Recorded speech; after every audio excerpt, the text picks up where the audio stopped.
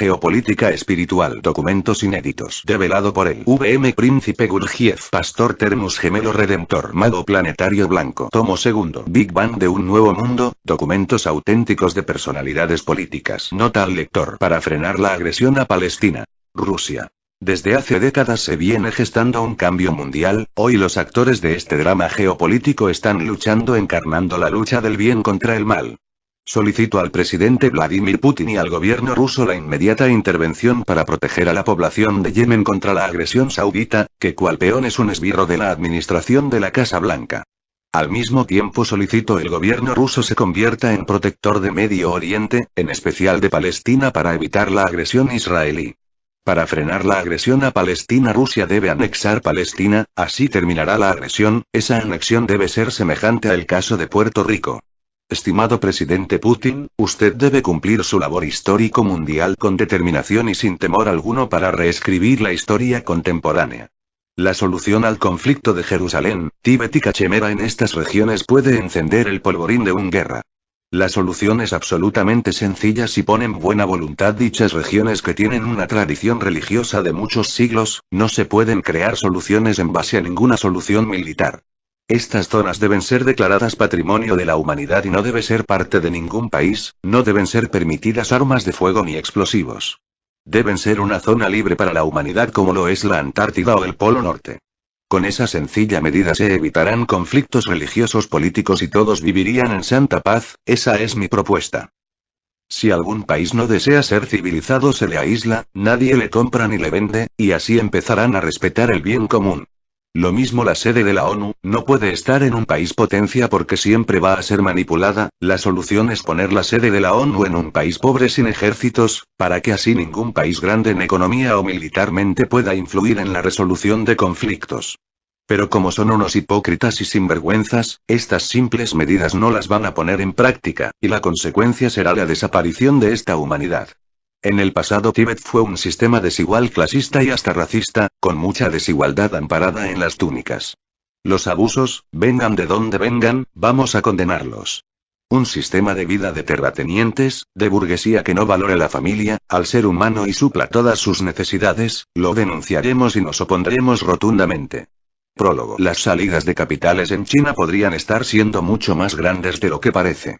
Según advierten desde Goldman Sachs, los datos oficiales muestran que durante agosto se produjeron pagos en yuanes fuera de China por 27.700 millones de dólares. Este dato supera con creces a los pagos transfronterizos de los últimos años, unos 4.400 millones de media. Estos movimientos se unen a los vencimientos en dólares a los que tienen que hacer frente las empresas chinas que llevan años endeudándose en esta divisa para aprovechar unos intereses más beneficiosos. Esta mezcla puede dificultar el control que ejerce el Banco Popular de China, BPC, sobre el yuan en el mercado de divisas. Según explica a Bloomberg M.K. Tang, economista de Goldman Sachs en China, estos movimientos transfronterizos no se pueden explicar con facilidad, pero hay que tenerlos muy en cuenta para analizar las salidas de capitales y su efecto sobre las reservas de divisas, que se habían estabilizado en China en los últimos meses. Un incremento de las salidas de capital podría terminar con la calma que ha estado predominando en los últimos meses. Aunque ya se puede ver que existe cierta presión sobre la divisa china, el yuan ha caído su nivel más bajo frente al dólar en 6 años, desde septiembre de 2010 el yuan no se cambiaba por 0,1488 dólares. Harrison Wu, economista jefe en China para Royal Bank of Scotland, explica que los límites establecidos por el BPC para que las empresas conviertan yuanes en dólares están llevando a las firmas chinas a llevarse los yuanes al extranjero. Aunque estas empresas no tienen demasiadas ganas de conservar esos yuanes por las crecientes expectativas de una depreciación, por lo que los venden fuera de China. Esto está presionando el tipo de cambio del yuan. Deuda en dólares. Las empresas del gigante asiático necesitan convertir grandes cantidades de yuanes en dólares para cumplir con los vencimientos de deuda. Como señalan los expertos de CaixaBank Research en su informe mensual, las empresas chinas tienen que devolver o renovar durante la segunda mitad de 2016 la friolera de 341.000 millones de dólares de deuda, lo que sugiere que algunas empresas podrían verse en apuros en un futuro próximo. Los economistas de la entidad catalana sostienen que la deuda corporativa en China es elevada y ha crecido muy rápidamente en los últimos años, por lo que puede ser una fuente de problemas. Se trata de un tema que habrá que seguir muy de cerca, gran parte de esa deuda fue emitida en dólares para conseguir unos costes, intereses, de financiación menores a los de las emisiones en yuanes. Ahora que la Reserva Federal de Estados Unidos ha comenzado a endurecer su política monetaria, sería lógico ver cómo la fortaleza del dólar sigue creciendo, mientras que el yuan intentará perseguir al billete verde pero con cierto riesgo de sufrir una pájara. Si el yuan se deprecia con fuerza frente al dólar, este año ya lo ha hecho en más de un 3%, el valor real de la deuda de las empresas chinas será mucho más grande. Las reservas de divisas en China siguen disminuyendo poco a poco. Los últimos datos publicados por el BPC muestran una caída de 21.000 millones de dólares en septiembre, hasta los 3,166 billones de dólares. Es decir, China todavía atesora la mayor cantidad de divisas del mundo, pero hay que recordar que en octubre de 2015 las reservas eran de casi 3,6 billones de dólares. Raymond Yeung, economista jefe de Australia y New Zealand Banking Group en Hong Kong, señala que se está produciendo un cambio estructural en las salidas de capital de China, ahora lo que salen son yuanes predominantemente. Esto alivia la presión sobre el yuan en el mercado chino. La conversión de yuanes no está teniendo lugar en China, por eso no nos sorprende que las reservas de divisas estén aguantando este año. Comentario. Estados Unidos de Norteamérica está en bancarrota, el 85% de los lingotes de oro de la Reserva Federal en realidad es otro metal brillante llamado wolframio o wolfram, también llamado tungsteno, es un elemento químico de número atómico 74 que se encuentra en el grupo 6 de la tabla periódica de los elementos. Su símbolo es W. Se usa en los filamentos de las lámparas incandescentes, en electrodos no consumibles de soldaduras, en resistencias eléctricas, y aliado con el acero, en la fabricación de aceros especiales. Décadas después de desligar el dólar del respaldo en oro, Estados Unidos mantiene el 72% de sus reservas en este metal precioso, la mayor proporción del mundo en las reservas de oro y divisas. Algunos países, principalmente China, vienen amasando sus reservas de oro y gastando sus reservas en dólares en proyectos globales de infraestructura, que pronto la deben convertir en dueña eficaz de la logística mundial. Las reservas de oro chinas son un misterio. Según datos oficiales, China cuenta con 1.054 toneladas de oro en sus bóvedas. En tan solo 7 meses del 2012 el gigante asiático importó 458,6 toneladas de oro a través de Hong Kong, según Jim Rickards, consejero del Pentágono para amenazas financieras, quien citó a compañías de logística de valores. Pero si hay dudas sobre los datos chinos, las de las estadísticas estadounidenses son aún mayores. El año pasado un empresario chino especializado en el transporte de oro desde África hasta China denunció el robo de 998 kilogramos de este metal precioso en lingotes. El coste de la pérdida se estima en 38 millones de dólares. Durante el envío de la valiosa carga a su nuevo propietario se descubrió que las bolsas estaban llenas de otro metal, tungsteno. Esa historia ha incrementado la credibilidad de los rumores sobre el oro falso que circula últimamente en el mercado global. Se especula que en el contexto de escasez mundial de oro, los reguladores utilizan supuestos lingotes de oro que en realidad son solo tungsteno dorado. Según el periodista Rob Kirby, a finales de los años 1980 cerca de 1,5 millones de lingotes de tungsteno de 400 onzas de peso fueron fabricados en EU. Posteriormente 640.000 lingotes de tungsteno dorado irían a parar a Fort Knox, una de las principales bóvedas estadounidenses. Lo curioso es que esta cantidad de lingotes es igual a 256 millones de onzas troy, mientras que World Gold Council situó las reservas de oro estadounidenses en 261,5 millones de onzas a comienzos de este año. Tal vez, una coincidencia. Dichos acontecimientos han elevado a varios países que guardan su oro en Estados Unidos a buscar su repatriación. Sin éxito, por supuesto. A Alemania, que tiene el 45% de su oro en Nueva York, no se le permite ni revisar sus reservas. El economista y politólogo estadounidense Paul Craig Roberts cree que los alemanes ya nunca verán su oro, citando sospechas de expertos del mercado de oro de que la Reserva Federal ya ha agotado todo el oro estadounidense y comenzó a vender reservas de oro extranjeras en sus depósitos para bajar el precio del oro en los últimos años. La caída de la fiabilidad en el dólar y el curso hacia el abandono del dólar en los pagos y cobros por varios países, principalmente los BRICS, es poco probable que EU., cuyo poder global se basa en el dólar, intente quedarse cruzado de brazos. El oro sigue siendo considerado como el activo más seguro, y los países que van amasando sus reservas de oro están tratando de asegurarse contra la caída del dólar. Un método eficaz de sofocar un movimiento es asumir su liderazgo. Tratar a Estados Unidos encabezar el movimiento de escépticos hacia el dólar y partidarios del regreso al patrón oro, siendo el oro en sus reservas más que suficiente.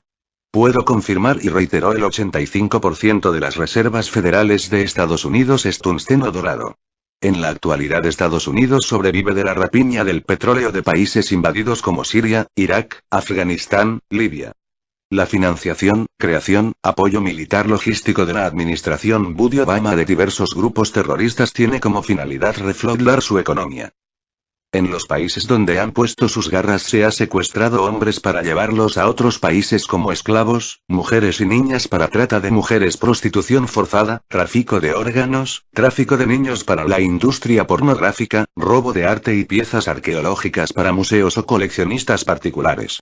Sin embargo, con la intervención de Irán, China y Rusia, y la gran resistencia de la población de los países árabes, la administración Obama se ha visto forzada a planificar una guerra mundial como último recurso para frenar la desaparición de la hegemonía mundial de Estados Unidos.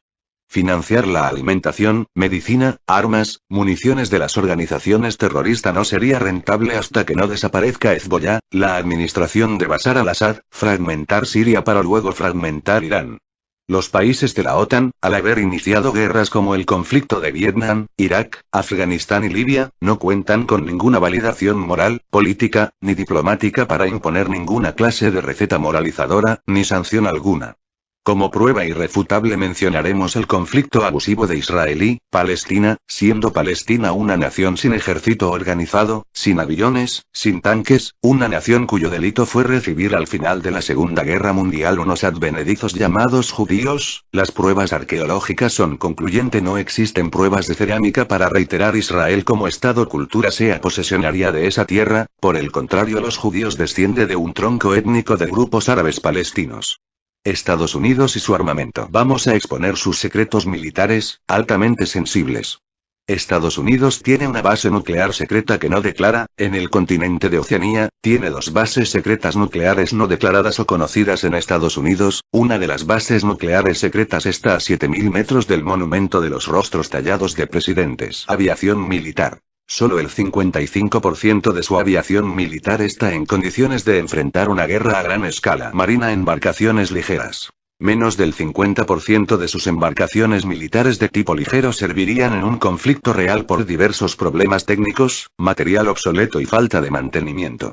Embarcaciones pesadas como destructores acorazados, buques, menos del 40% de sus embarcaciones pesadas sirven, el resto están para chatarrería. Portaaviones, solo el 30% que funcionan están operativos, el resto sirven como barcos cruceros para vacacionar. Submarinos, y 80% de sus submarinos están operativos para un conflicto bélico a gran escala, pero tienen problemas en la seguridad electrónica de los submarinos como para toda su flota naval, con un manejo adecuado de ataque cibernético no servirán. Aviación militar. Aviones, menos del 50% de sus aviones de combate sirven, el resto son basura obsoleta, vulnerables desde al desgaste, dificultades técnicas, dificultad reparaciones y vulnerables ante guerra electrónica. Helicópteros militares, solo 40% de sus helicópteros sirven, el resto están para ser donados al museo o a los programas de subastas del precio de la historia. Altamente imprecisos y vulnerables en una guerra electrónica. Comentario: esto que os he revelado es un análisis clarividente, podría revelar más detalles. Filtraciones y espionaje. Estados Unidos tiene personal infiltrado en todas las áreas, incluido la Casa Blanca. Algunos datos para que los políticos norteamericanos comprueben la veracidad de nuestras afirmaciones. Barack Obama. Sufre de disfunción eréctil. Michelle Obama. Se autocomplace sexualmente 3 veces por semana. Malia, hija de Obama. Ya no es virgen, fue pareja de un personal de la Casa Blanca. John Kerry, secretario de Estado, es bisexual. Hillary Clinton. Tiene 3 amantes varones y ocasionalmente practica sexo lésbico. Señores de la OTAN, sus recursos militares para mí no son reto, podría eliminar en su búnker a lo que se me oponga, no se puede luchar con quien controla vuestro entorno y vuestro organismo. Proyectos militares. Estados Unidos ha intentado controlar el clima como arma militar, pero sin ningún éxito. Primates con demasiada importancia personal. Armas biológicas. Estados Unidos no cuenta con ningún arma biológica desconocida que pueda usar en una guerra de gran escala. Armamento espacial. Estados Unidos no cuenta con ninguna ojiva nuclear en el espacio. Búnker. Solo el 50% de sus búnkers realmente sirven para una guerra nuclear o mundial. Comentario. Si a todas las deficiencias logística militar le agregamos que usaré el clima, cada elemento, la luz solar, el átomo, el magnetismo terrestre para desarmar y destruir los gobiernos tiranos y las monarquías humanas corruptas y la enfermedad sionista, están perdidos.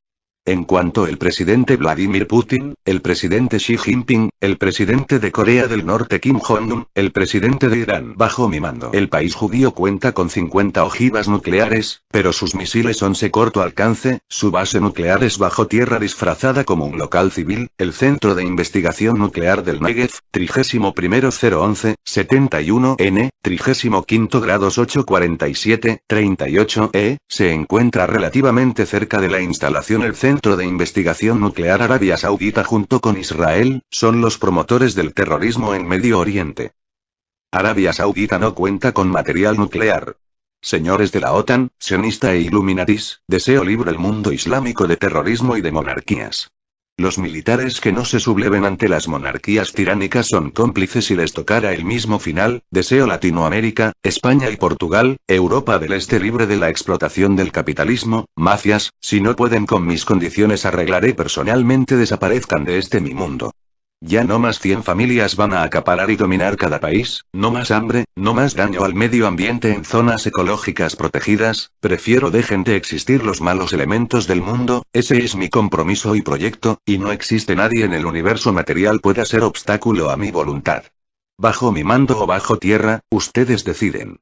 La guerra de Indochina. La guerra de Indochina o guerra de independencia de Indochina fue un conflicto colonial que enfrentó a Francia contra el denominado Viet Minh de Ho Chi Minh que reclamaban la independencia de la Indochina francesa, Camboya, Laos, Vietnam del Norte y Vietnam del Sur. El conflicto comprendió desde 1945 hasta 1954.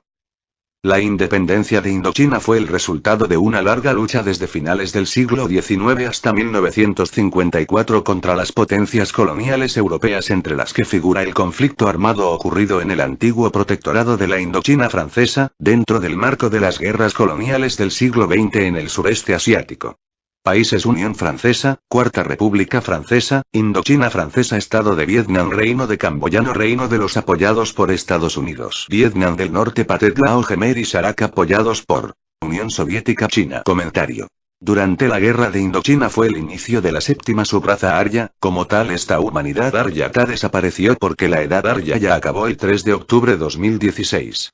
Solo resta la catástrofe para el advenimiento de una nueva humanidad, que por cierto ya existe pero aún no predomina, como en el pasado la raza evolucionada ve desaparecer a las menos evolucionadas, así sucederá ahora. Seremos testigos de hechos concretos que demostrarán la extinción de la humanidad del 59%, y luego el 90% para posteriormente sea el 95% de esta humanidad, no podrá detener nadie, los hechos van a desencadenarse. El equipo de análisis técnico del banco HSBC ha anunciado una alerta roja por una venta masiva inminente de los títulos, informa Business Insider. Murray Gunn, el jefe de análisis técnico para HSBC, advirtió en una nota a los clientes sobre una venta masiva inminente de los títulos. Gunn utiliza un tipo de análisis técnico llamado el principio de la onda de Elliott que sigue las alternaciones de los patrones en el mercado de valores para discernir el comportamiento de los inversores y sus posibles movimientos en el futuro. A finales de septiembre, Gunn dijo que los movimientos del mercado de valores parecían extrañamente similares a los del momento justo antes de la caída de la bolsa en 1987. El especialista del banco Citi Tom Fitzpatrick también puso de relieve las similitudes de la condición del mercado actual a la de la crisis de 1987. Y ahora, tras la caída por 200 puntos del índice Dow Jones este martes, Gunn advierte que el derrumbe ha llegado. Explica que si el índice Dow Jones Industrial Average CAE por debajo de 17.992 puntos o el S&P 500 resulta inferior a 2.116 puntos, la venta de títulos va a convertirse en una tendencia general e implacable. La economía de Estados Unidos, Japón y Europa se está derrumbando, Bob O'Neill, columnista de Salon, menciona. Existen evidencias crecientes de que el consenso posterior a la Segunda Guerra Mundial que creó el Banco Mundial y el Fondo Monetario Internacional, FMI, se está desmoronando, y al mismo tiempo, la economía mundial está enfrentando vientos en contra que se han estado gestando por décadas, explica metafóricamente el experto. Los números y el crecimiento económico a nivel mundial siguen cayendo y los principales banqueros de Europa, Japón y Estados Unidos no tienen nuevas ideas para volver a los índices de crecimiento anteriores a 2008. Ahora, el peligro de que se produzca una recesión global combinada con una deuda pública y privada de miles de billones de dólares está más latente que nunca, opina el experto. Noticias como el posible rescate financiero que podría necesitar el Deutsche Bank o el hecho de que los ingresos de 2/3 de la población, en 25 países con economías avanzadas, no hayan crecido e incluso hayan descendido, solo ayudan a que desaparezca la fe en la creencia neoliberal, posterior a la Segunda Guerra Mundial, de que solo índices crecientes de intercambio comercial a nivel mundial, posibles gracias al Banco Mundial y al FMI, son el camino hacia una prosperidad masiva. Ejemplo de esto es el resultado del referéndum del Brexit, detalla O'Malley. En Estados Unidos, el modelo de comercio globalizado promovido por el Banco Mundial y el FMI como la base de un mundo más próspero ha sido rechazado por muchos de los votantes, que lo consideran un timo, habiendo sido testigos del declive de muchas ciudades norteamericanas que fueron alguna vez centros de innovación e industria. 20.000 personas se manifiestan en Madrid para exigir el fin de las políticas que generan pobreza y desigualdad y la paralización de los tratados TIP, CETA y TISA, bajo el lema Las personas y el planeta por encima de las multinacionales. No a la pobreza. No a la desigualdad. No al TIP. No al CETA. Los y las manifestantes han denunciado un sistema que protege a las multinacionales, a los mercados y al capital mientras empobrece a las personas, recorta sus derechos y degrada profundamente el planeta que habitamos. Una cadena enorme ha recorrido la manifestación como símbolo de unas políticas que nos encadenan a la desigualdad, la pobreza y la degradación medioambiental. Al final de la movilización se han roto para demostrar que, si continuamos la lucha, conseguiremos romper la tendencia.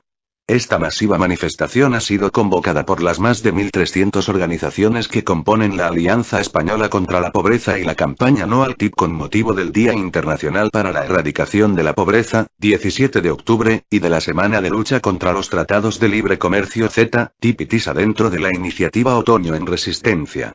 El 1% de la población del planeta posee tanto como el 99% restante y es precisamente esa pequeña élite la que está presionando para que se firmen en todo el mundo tratados como el TIP y el CETA. Mientras tanto, 800 millones de personas sufren hambre y unos 65 millones se han visto obligadas a dejar sus hogares en la mayor crisis de refugiados tras la Segunda Guerra Mundial. España no es ajena a estos datos. 3,5 millones de personas sufren pobreza extrema, según los datos del último informe de la Red Europea de Lucha contra la Pobreza, EAM. 20.000 personas han recorrido hoy el centro de Madrid con el lema Las personas y el planeta por encima de las multinacionales. La manifestación ha coincidido con el inicio de la Semana Mundial de Movilizaciones contra la Pobreza y la Desigualdad y con el final de la Semana de Lucha contra los Tratados Comerciales TIP y CETA, negociados por la Unión Europea con Estados Unidos y Canadá respectivamente. Las movilizaciones han sido convocadas por la campaña No al TIP y la Alianza Española contra la Pobreza, que han confluido precisamente para denunciar cómo las políticas internacionales y estos nuevos acuerdos comerciales continúan aumentando la brecha entre la población rica y la población pobre. Los convocantes han puesto de relieve esta enorme brecha y han denunciado cómo la acumulación de riqueza en muy pocas manos se produce a costa de los derechos de la mayoría de las personas y de la degradación del planeta. Mientras se protege al capital y a las élites del planeta, las políticas sociales continúan debilitándose. Educación, sanidad, medio ambiente, cooperación, igualdad o dependencia han sufrido enormes recortes cuyas consecuencias afectan directamente a la dignidad de las personas y a sus derechos. Madrid no ha sido la única ciudad en movilizarse contra la pobreza y los tratados. Al menos otras 50 ciudades españolas han participado en las movilizaciones del llamado Otoño en Resistencia contra los acuerdos comerciales TIP y CETA, que este año han querido poner el acento en este último tratado entre la UE y Canadá. El proceso de ratificación del CETA está en su etapa final y de ser aprobado en el Parlamento Europeo podría entrar en vigor provisionalmente antes de pasar por los parlamentos nacionales de los Estados miembros de la UE, en lo que supondría un atentado contra la democracia.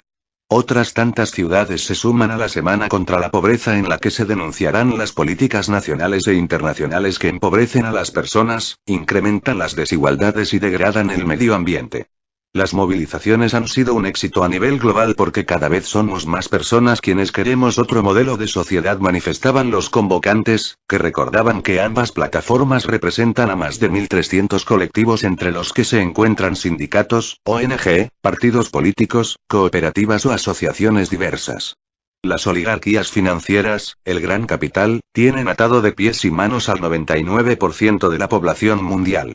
La manifestación de hoy es una muestra de que la sociedad civil, organizada y movilizada, es capaz de romper esas cadenas, concluían. Comentario. Democracia con hambre y desigualdad es latrocinio. Democracia con analfabetismo y faltas de oportunidades en educación superior gratuita es un timo a la sociedad. Mientras las monarquías humanas siguen aumentando su patrimonio, miles de familias pierden sus hogares, por no poder pagar las hipotecas. Grandes corporativos económicos, transnacionales empobrecen a las naciones emergentes. El sistema económico actual está diseñado para que solo el 1% pueda tener el 60% del dinero de un país. El resto pasará su vida en medio de deudas, hipotecas, y mientras siga este sistema político-económico jamás podrán obtener un hogar, un auto, un negocio propio. El progreso económico es ficticio mientras se dependa de dinero electrónico para la gran mayoría de operaciones comerciales. Cuando existe progreso fluye el dinero físico, aumenta el consumo y se generan puestos laborales. Mientras endeudarse es como una droga, alguna sustancia artificial crea la sensación de mejoría pasajera, pero la realidad es una mayor complicación. Usted, ciudadano, se endeuda con el banco por un dinero inmaterial, pero paga de su salario con dinero real. El dinero que el banco presta es solo una cifra X, una cifra dentro de una ecuación donde las personas de a pie, donde la mayoría pierde y solo ganan los de siempre, los adinerados. Hoy en pleno siglo XXI la esclavitud mayor es el endeudamiento, donde usted deberá trabajar horas extras para pagar, a mayor cantidad horas laborales, menos tiempo familiar, menor cultura, menor interacción de pareja, mayor caos social y moral. La industria de la guerra y la falsa moral. España gasta el año 2016, 1.000 millones de euros extra, que no fueron presupuestados y que deberán cubrirse con créditos extraordinarios. El capitalismo español, incapaz de remontar la crisis, se resiste a perder posiciones dentro de la cadena imperialista europea y, mientras, la clase obrera ve como las partidas en salud, educación y servicios sociales se recortan año tras año. El ministro Morenés tira de crédito para pagar las cuentas del cazabombardero Eurofighter, el avión de transporte Airbus A400M, el blindado Pizarro, el helicóptero Tigre, el helicóptero NH-90 y el avión EC-135. Juguetitos muy caros, destinados solo a la perpetuación de las guerras de saqueo y rapiña, y a la preparación ante la cada vez más probable confrontación interimperialista. La guerra es un negocio muy lucrativo, y el complejo militar industrial europeo intenta imitar a su homólogo estadounidense, y busca reflotar la economía mediante el trasvase de ingentes caudales públicos al sector privado, priorizando suculentos contratos y proyectos militares.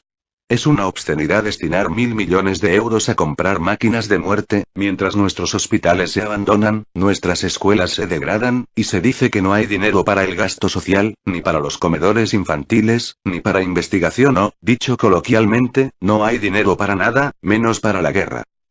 Los y las comunistas estamos comprometidos en la lucha contra las guerras imperialistas, y por la paz y la amistad entre los pueblos.